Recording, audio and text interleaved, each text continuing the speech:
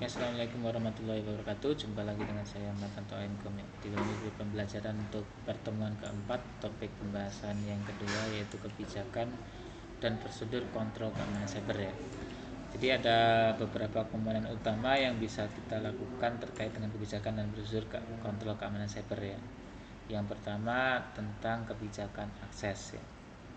Jadi kebijakan akses ini kita harus memberi kejelasan terkait dengan siapa aja yang boleh mengakses dari sistem yang kita ada.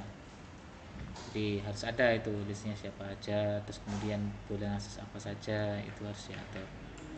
Ini yang kedua tentang kebijakan kata sandi. Nah, ini perlu kita buat ya, agar sandi yang dipakai itu sesuai dengan prosedur, yaitu memiliki minimal 5 syarat keaman dikatakan aman ya. Yang pertama yaitu terkait dengan huruf besar, huruf kecil, angka, simbol, kemudian karakter lebih dari 8 ya. Itu syarat minimal dikatakan aman ya. Itu perlu kita lakukan ya. Kemudian yang ketiga ada kebijakan penggunaan email ya. Di email di sini kita tidak bisa sembarangan menggunakan email. Ada beberapa perusahaan yang harus menggunakan email mereka ya. Jadi contoh kayak di ikmi.ac.id. Jadi misalnya kayak nama saya martanto@ikmi.ac.id gitu. Nah, untuk email yang lainnya tidak bisa diakses. Jadi karena kebijakan terkait dengan kebijakan perusahaan tersebut ya. Jadi tidak bisa mengakses email yang lainnya, hanya email tersebut yang bisa. Tujuannya apa? Tujuannya agar data-data yang bersifat sensitif tidak mudah tersebar ya, karena sudah difilter di situ di emailnya. Jadi biar tahu istilahnya gitu.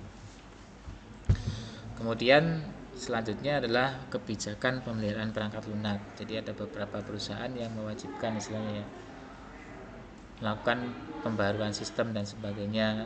Nah, itu ada petugas tersendiri, jadi orang lain tidak bisa melakukan atau perubahan dalam sistem dari perangkat yang dimiliki oleh perusahaan gitu. Itu ada kebijakan sendiri. Kemudian ada kebijakan pembuangan data. Nah, ini juga kita tidak boleh sembarangan menghapus data ya. Jadi harus ada prosedurnya seperti apa, misalnya ada berita acaranya dan sebagainya, siapa yang menghapus, jadi biar ketahuan ya. Nanti data tersebut akan dipertanggungjawabkan ya jika memang masih dibutuhkan. Kemudian kebijakan backup dan pemulihan. Nah, ini juga perlu, setiap masing-masing perusahaan harus punya kebijakan tentang backup dan pemulihan dari sistemnya. Jadi kalau kita backup tuh berapa kali atau setiap kapan gitu kita backup, itu perlu ada kebijakannya. Terus selanjutnya ada tentang kebijakan pelaporan insiden keamanan. Nah, itu biasanya diatur di misalnya contoh kayak CISET ya,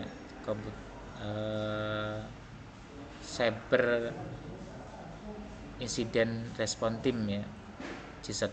Nah, itu contoh. Nah, itu adalah kebijakan dari Badan Cyber Jasa Negara bahwa semua instansi harus memiliki CISET ya. Tujuannya jika terjadi serangan dan sebagainya itu ya ada orang yang dihubungi, ada narah hubungnya ya. Jadi seperti itu ya. Oke, mungkin itu beberapa kebijakan atau prosedur yang bisa dilakukan untuk mengontrol keamanan cyber ya. Kurang lebihnya mohon maaf, saya akhiri. Wassalamualaikum warahmatullahi wabarakatuh.